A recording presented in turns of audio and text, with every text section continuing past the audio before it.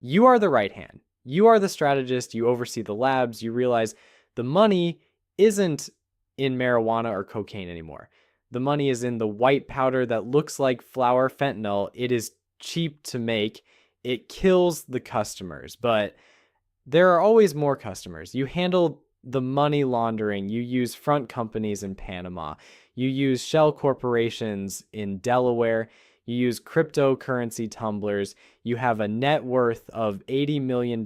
You never touch a gun. You never touch the drugs. You are a ghost in the system. But the Americans know your name. The DEA puts you on a poster. There is a $5 million reward for your location. You can't go to restaurants. You can't go to the hospital when your kidneys start to fail. You move every 3 nights. You sleep in cabins with dirt floors and high-speed satellite internet. Your teeth rot because you can't see a dentist. One of your drivers sees the reward. He thinks about his mother's mortgage. He thinks about his own exit. He sends a GPS pin to a contact. 20 minutes later, the air vibrates. It is a drone. You never see it. You never hear it. The Hellfire missile travels at Mach 1.3. It hits the roof of the cabin directly above your bed. There's nothing left to bury. The lab technicians have to use DNA from a tooth fragment to confirm it was you. You are the legend. Songs are written about you. Like Narcoritos play in every bar from Culiacan to Chicago. Like, you control an empire that generates $3 billion a year. You have more power than the governors of 5 states. You have a private army of 2,000 men. You have rocket launchers. You have armored vehicles with mounted 50 caliber machine guns. You feel like a god. You have built schools. You have built churches. The poor people in your mountains love you. They call you a Robin Hood. But you are tired. You are 65 years old. You have spent 30 years running. You have lost 3 sons to the war. You have lost 2 brothers to the Americans. You are the last one standing. The government changes. The new president needs a trophy. The Americans are putting on pressure. The shadow deal that kept you safe for a decade is canceled. The hunt begins. It lasts for 14 months. You are trapped in a sewer system in a coastal city. The water is waist deep. It smells of human waste and old oil. You crawl for 2 miles. You emerge from a manhole into the bright sunlight. The Marines are waiting. They don't shoot. They want you alive. They want the secrets in your head.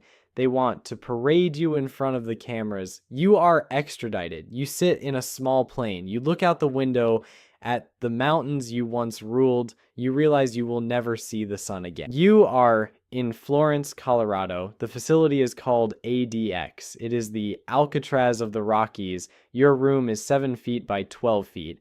The bed is a slab of poured concrete. The desk is a slab of poured concrete. The stool is a slab of poured concrete. Everything is gray. The window is a slit, 4 inches wide. It points upward.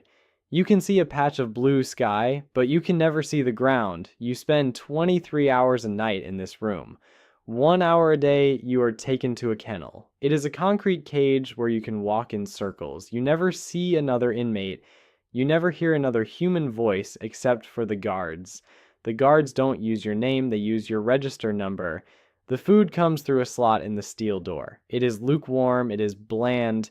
You think about the banquets you used to host, the roasted goats, the vintage wine, the women, the music. Now, the only sound is the hum of the ventilation system. You have a small black and white television. It plays religious programs and educational loops. You watch a documentary about the ocean. You realize you haven't touched a tree in 8 years. You haven't felt a breeze in 8 years. Your mind begins to fracture. You talk to the walls. You recount your money. You recite the names of the men you killed. You realize they are the lucky ones. They are finished. You are not finished. You have 30 years left on your sentence. Then another life sentence after that. You will die in this room. A guard will find you during the 6 a.m. head count. He will radio it in. Medical will arrive and confirm the time of death. Your body will be put in a plastic bag. No one will sing a song for you. No one will build a shrine. You are a number that has finally reached 0. You realize the cycle doesn't stop because you died. As you were gasping your last breath in a concrete box, a boy was standing on a corner. He is 18. He lives in a town where the dirt is red. The factory is still closed. His cousin just pulled up in a white GMC Sierra. The cousin hands him a radio. He hands him a pistol.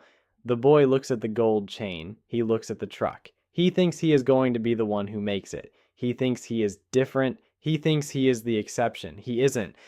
The mountain stays, the money stays, the guns stay, only the names change.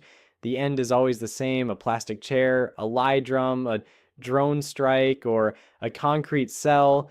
There is no old age, like there is no retirement. There is only the debt, and the debt is always paid in blood. You are gone. The world doesn't blink. The next boss is already sitting at your desk. He is wearing your watch. He is sleeping with your wife. He is making the same mistakes you made. The machine eats everything. Like, you were just a part that wore out. You were just a body in the way. The red dirt waits for the next one. It is hungry. It is patient.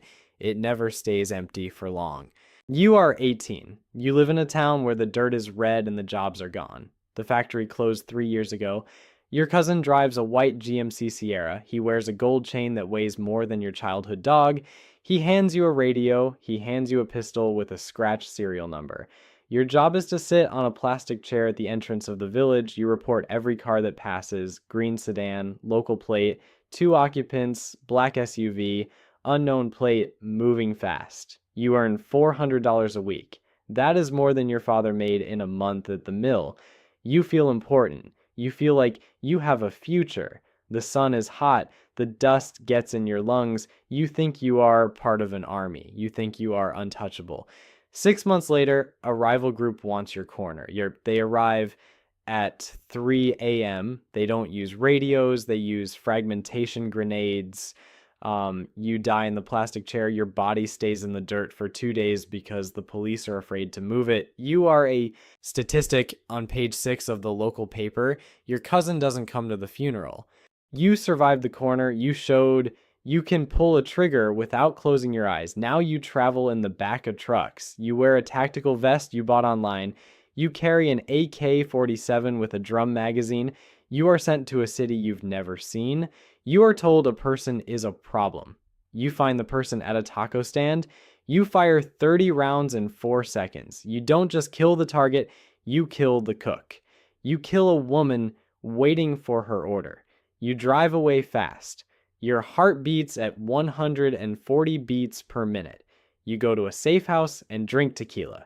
You do this 10 times. You do this 50 times. You stop seeing faces. You start seeing obstacles. The boss notices your efficiency. He gives you a nickname, El Rayo, the Lightning.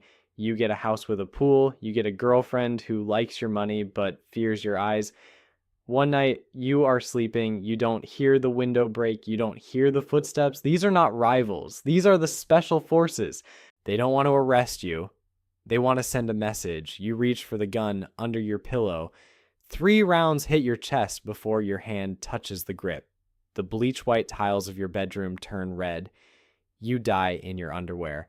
The government displays your body on the evening news with a black bar over your eyes. You are the manager now. You don't pull triggers anymore.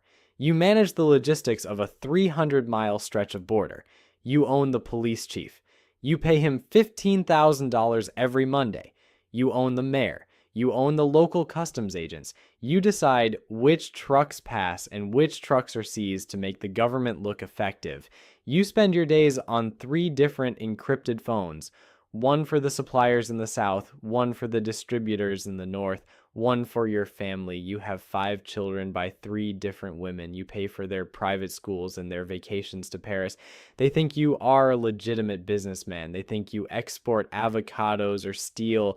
You get high on the power. You get high on the product.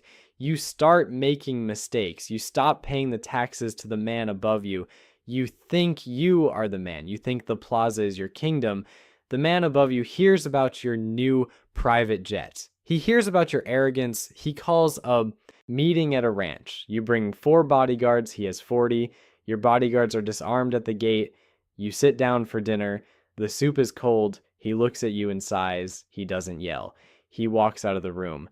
2 men enter with a length of copper wire. It takes 7 minutes for you to die.